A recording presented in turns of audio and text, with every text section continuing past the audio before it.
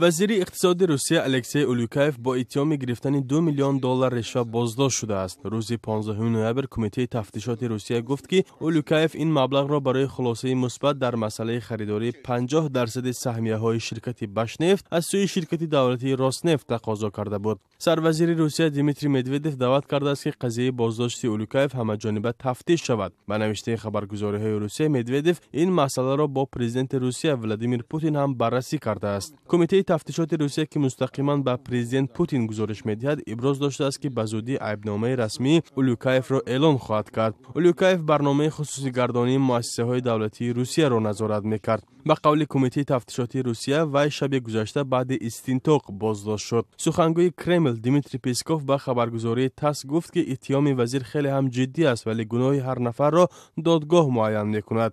شرکت روسنفت زیر نظارت کرمل در ماه اکتبر 50% سهمیه‌های باشنفت را با مبلغ 330 میلیارد روبل و یا کمی بیش از 5 میلیارد دلار خریداری نمود.